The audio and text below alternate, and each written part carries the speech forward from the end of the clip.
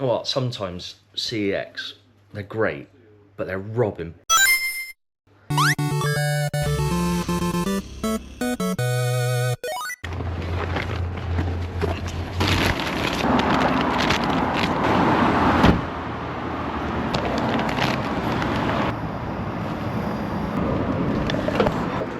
So yeah, before I go into this week's video, I just wanted to just quickly step in. I had a quick comment and it looks like there was a bit of a response to it to say, it's probably best that you do discuss and show the pickups you got from the Cardiff gaming market. So before I head out, I thought I'll quickly put this in and I'll show you.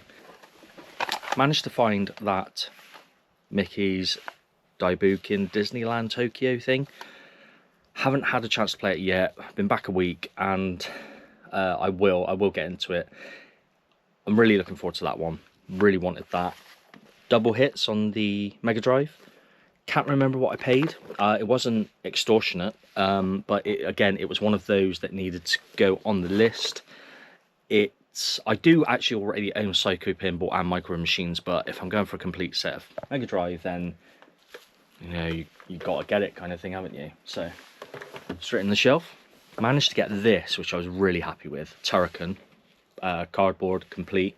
It's not perfect, as you can see. It's not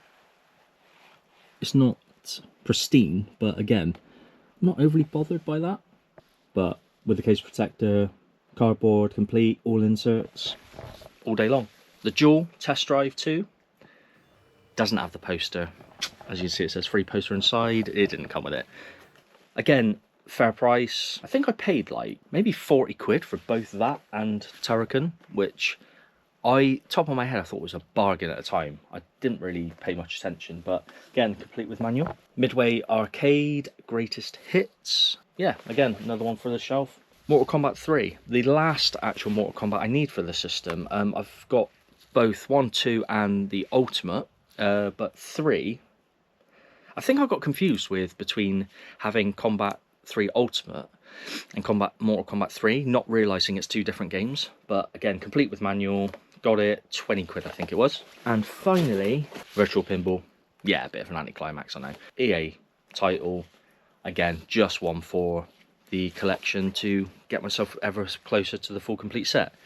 So that's what I picked up at Gaming Market. A couple of things for the kids, which were like soft toys and stuff, but that was it.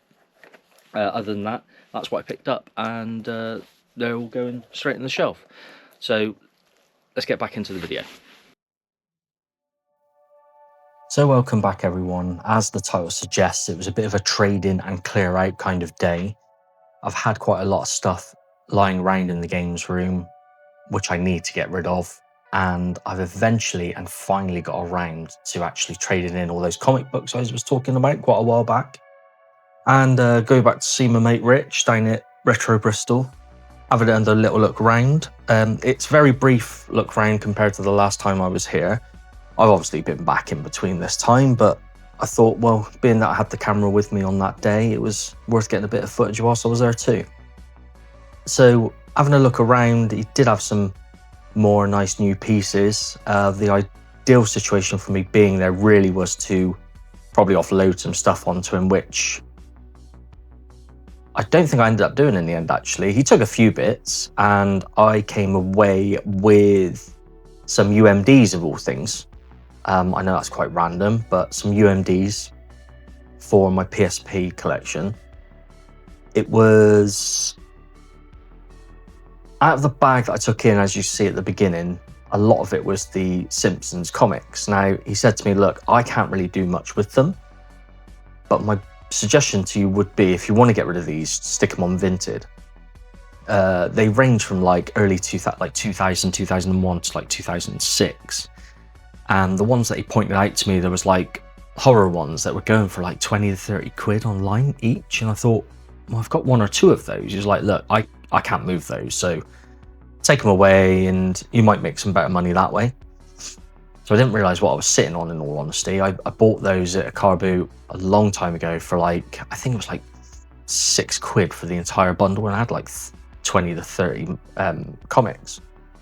So not something he's interested in, but I'm going to see what I can do with them online. yeah, so come along. Let's have a little look around here first before we get into the meat and potatoes of what is grinding my gears this week.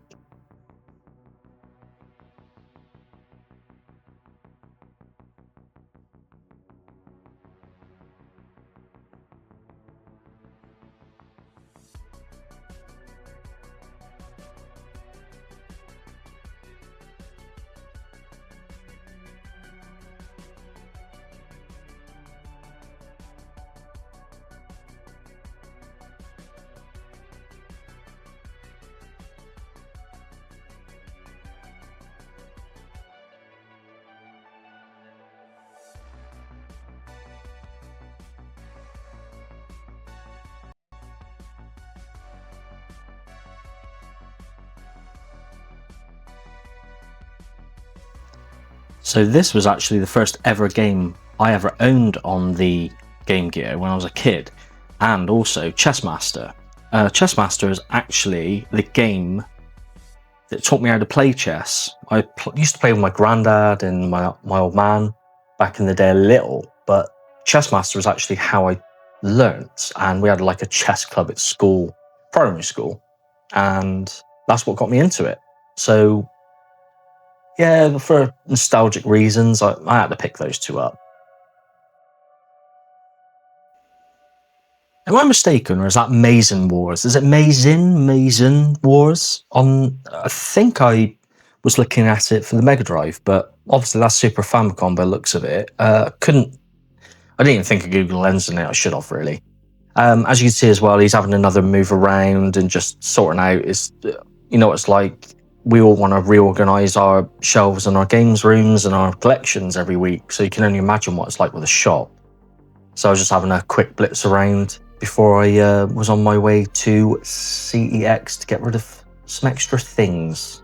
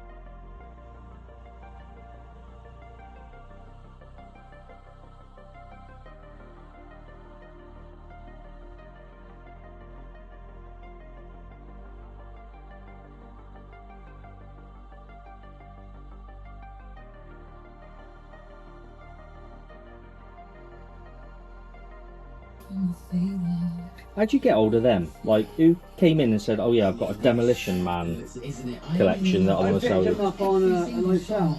Oh no way! Yeah. What you managed? What on like Whatnot is it? No. Thought those were pretty cool. I just had a quick chat with Rich about those. Just said he found them on an online auction, and I think they're amazing. I will pick one up at some point. So in this cabinet is the Thundercat sword that I was going to get, but there was no battery cover for it, so I didn't think I'll hold out. It was in good condition though. And those are the UMDs I picked up from him whilst trading in, and now I'm off to CX to trade this lot in. Yeah. So as you can see, this is the full list of everything that I was going to be trading in. And with those values, you're talking what? 42, 25, 99, 55, 94, 50. Yeah. I thought I was onto something, and I was looking to boost the collection funds, as it were, as opposed to just trading it all in. But yeah, I kind of left with a sour taste in my mouth, and I didn't get exactly what I was after. Yeah, so basically, they took everything, or were willing to, and the issue I had was that the PSP, apparently the cover, the battery cover, was broken. I thought that was really weird because I just bought 2 replacements for the 2 that I had. I think they'd broken it, but I couldn't prove it. They said that the clip wasn't working. I had a look, it looked like it had been forced open, where someone clearly didn't know what they were doing.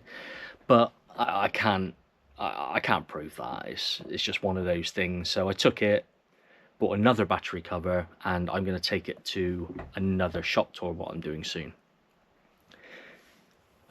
Furthermore, the PlayStation 2. Now they took that complete box, they were happy with it, and said, yeah, everything's in there that we need. Fine. But then it came to the Wii console and the Dreamcast and the controllers and what was the other box one? You'll see it. They downgraded all of them to unboxed, and I was like, okay, well, why? And their excuse was, oh, it's missing a bit of cardboard. I was like, oh, what cardboard's missing? They said, oh, there's like a slight inlay. I was like, what, the one at the bottom? Like, oh, no, we saw that was in there, but there was no inlay for the tray. Basically, it was really, it felt petty, but it didn't feel like they really knew what was missing, and they couldn't really explain to me what was missing. I was like, oh, do you have another box one in the store? Oh, no, we don't. I was like, okay, so where do I stand? And there was such a huge drop off from that red Nintendo Wii boxed, from unboxed to boxed. I was like, oh, that's a nightmare. I think it was like, I came out with 150, 100 quid less than what I was expecting to, which was a bit devastating, but it is what it is. And they were like, yeah, sorry, can't do it, but we'll still take it as unboxed. I was like, okay. They're like, okay, so we'll do that today. I was like, oh, well, what are you doing with the boxes? Oh, well, we'll just probably keep them and sell them with them. I was like, no, that's fine. I'll come back and get those. Can you not process them until I come back and see you? They're like, yeah, that's fine. Yeah, come back. And this was all on the phone when they called. So I went back and they were like, yeah, what we would have done is just sold them as unboxed and kept the boxes. I was like, I don't know. I don't want to be too skeptical of what they would or wouldn't have done. I would like to think they wouldn't have listed them as boxed whilst taking them in as unboxed, but another part of me thought, well, how many people do collect those things boxed? So it's more than likely that it just made the deal more attractive to people, that, well, if we can sell it as unboxed and say, well, we're chucking in this box, then maybe that's why they were going to do what they were going to do. I don't know, maybe I'm just overthinking it.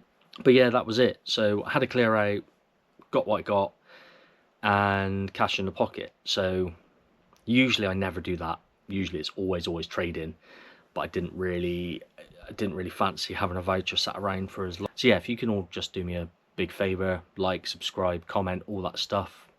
Really, like, I got a bit of traction on my last video with the gaming market, so I do appreciate that. And if you can do me a massive favor and subscribe and start watching the videos all the way through, that'd be great. But yeah, I'll leave it at that. So thanks again, and I will see you again soon. Bye bye.